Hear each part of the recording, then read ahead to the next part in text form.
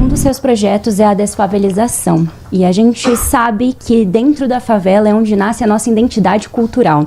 Como você pretende fazer isso sem que a identidade cultural do nosso povo seja acabada? Olha, eu discordo peremptoriamente de que a nossa identidade cultural nasce da favela. E se nasce algo em termos culturais da favela, esse algo ele precisa ser profundamente alterado. Por mais que a gente romantize, tipo, o Cartola. Eu adoro o Cartola. O Cartola veio da favela no Rio de Janeiro, um grande poeta. Pois bem, a existência do Cartola justifica a existência de um arranjo urbanístico em que milhões de pessoas vivem sem esgoto, controlados pelo crime organizado? Não.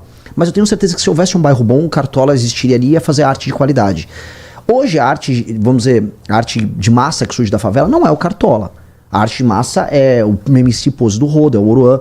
É gente que produz música que tece lousa ao crime organizado e que defende, na prática, vamos dizer, uma objetificação da mulher tão humilhante, a mulher como um pedaço de carne, uma mulher como um ser submetido ao crime, que é um desrespeito à mulher, ao pai, à mãe que tá ali. Então, a cultura da favela, eu defino não apenas que a favela como esse arranjo urbanístico, mas a cultura da favela precisa ser profundamente alterada.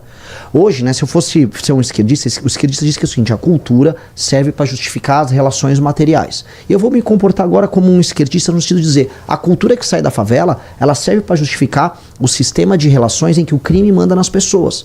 Um cantor como o Pose do Rodo, que diz que todos os homens vão sair com todas as mulheres aí, com as meninas naquele bairro, menores de idade inclusive, porque eles têm armas, que é o que eles cantam naqueles bailes, justificam a ascendência, a liderança que os criminosos têm naquela comunidade e o terror que eles geram. Portanto, nós temos um programa claro para desfavelizar o Brasil. São 900 bilhões de reais para a gente acabar com esse modelo arquitetônico e urbanístico fracassado e que gera pobreza e que reflete pobreza, que é a favela.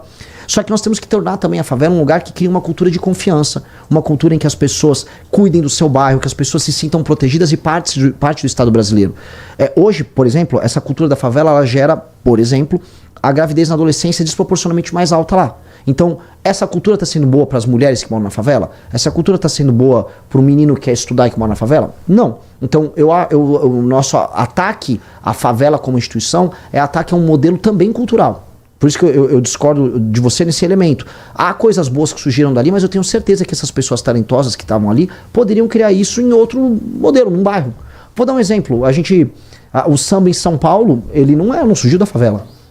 Você tinha os curtiços, o samba, o Adoniran Barbosa. Mas o Vai-Vai tem quase 100 anos vindo de um quilombo, que é o Quilombo Saracura. O quilombo não é uma favela. O quilombo é um quilombo, a favela é uma favela. A Bela Vista é uma favela. A região da Bela Vista é um bairro pobre, mas não é uma favela. Favela é uma coisa diferente. Favela é favela. Eu tô falando o Adoniran Barbosa, se eu pegar a origem do samba em São Paulo, não era favela, era bairro pobre. É diferente de uma favela. O que eu quero dizer é, você justificar a criação da cultura através de um arranjo social muito ruim não é bom. Não é bom nem para quem cria cultura e nem para quem mora naquele lugar. Isso vale para a música sertaneja, que também expõe a mulher da mesma forma, que também sexualiza adolescentes e fala sobre bebida alcoólica? Eu não acho que a música sertaneja ela faça isso na mesma intensidade do que o MC Pose do Rodo. E eu também não acho que a música sertaneja seja utilizada para justificar o crime organizado. Crime organizado, hoje você tem os MCs que fazem isso. Mas o crime organizado está na Faria Lima também, né, candidato? O crime organizado está na Faria Lima através da REAG, que é ligada ao PCC, pra gente dar bem os nomes aos bois. E eles têm que ser presos. Agora, eu não sei se tem um cantor sertanejo que está defendendo a REAG. Se me mostrar, eu vou pedir a prisão de todos eles. Eu adoraria pedir...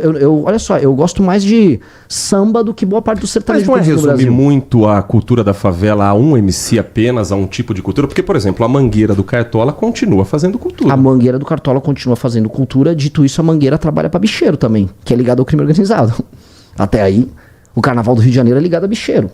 E eu também não vou justificar a existência das favelas por causa da existência da Mangueira. O problema que a gente vai sempre incorrer é, como há um estado paralelo que se instala nas favelas, todas as expressões culturais vão terminar, no fim do dia, ligados à expressão do crime, que é uma expressão de poder. E há, no final do dia, uma romantização.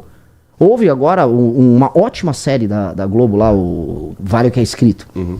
As pessoas saíram romantizando, pô, o bicheiro é o nosso gangster italiano. Pô, o bicheiro é um criminoso. No final do dia, estamos falando do bicheiro que contratou o Adriano da Nóbrega, o miliciano, para assaltar adversários dele, para matar adversários dele. Então, este tipo de modelo cultural não pode, vamos dizer, ser utilizado como muleta para a manutenção de um modelo político, que é o modelo do crime que se instala nas favelas, que faz mal para as pessoas. Então, isso tem que ser desconstruído.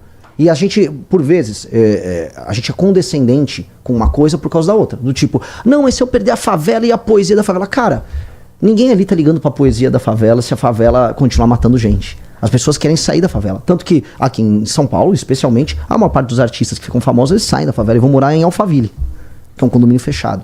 Então eu não acho que uma coisa justifica a outra de maneira alguma. Como fazer, então, a cultura chegar até essas camadas mais pobres da sociedade? Eu acho que a gente tem que permitir que as pessoas... Existe uma coisa que chama a famosa pirâmide de Maslow, né? Que é a pirâmide de prioridades que as pessoas têm, que vai do começo da sua existência, sua alimentação, sua segurança, até chegar no fim, seu bem-estar, a sua autoestima. A pirâmide de prioridades. Ou seja, você não tem como pensar em bem-estar ou produzir cultura quando você tem medo de morrer. A maior parte das pessoas, nos bairros mais pobres brasileiros, eles têm mais medo do que pessoas em outras regiões.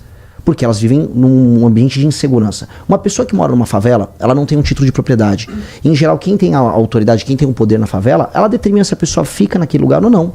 São inúmeros os casos das pessoas que são obrigadas a sair de uma casa porque o traficante mandou sair daquele lugar. Meninas que são obrigadas, isso especialmente no Rio de Janeiro, isso é mais forte em outros lugares, a ter que sair do bairro que ela mora porque um traficante se engraçou por ela e ela não quer e ela tem medo de ficar naquele lugar. Para você alterar isso, então, para você produzir cultura de verdade, porque você tem pessoas talentosíssimas aqui no universo, não só pessoas talentosas para cultura, tô falando de pessoas talentosas para ser empreendedores. A Paraisópolis em São Paulo é uma máquina produtora de novos negócios. A própria Rocinha tem novos negócios. Como fazer isso? Fomentar lei e ordem. Urbanismo decente, reocupação daqueles lugares, oferecimento de propriedade para aquelas pessoas, casas decentes, as pessoas poderem aí sim, comendo direito, sem medo de ser assaltado, sem medo do traficante, trabalhar, produzir, algumas vão se dedicar à cultura, outros ao empreendedorismo e essas pessoas vão aflorar. Então há um papel do Estado em trazer essas pessoas, essas comunidades para o Brasil. O desafio, e hoje a minha provocação é, essas pessoas são brasileiras? O Brasil trata essas pessoas como titulares de direitos? Elas não têm direitos a nada, então elas não são sequer brasileiros nesse sentido. A gente precisa agora repatriar 23 milhões de brasileiros. E aí eles vão trazer a cultura e de uma maneira melhor do que eles fazem hoje, com mais condições do que eles fazem hoje. Nós estamos conversando com Renan Santos, presidente do partido Missão, pré-candidato. Inscreva-se no nosso canal para mais cortes e vídeos sobre o MBL e o Partido Missão.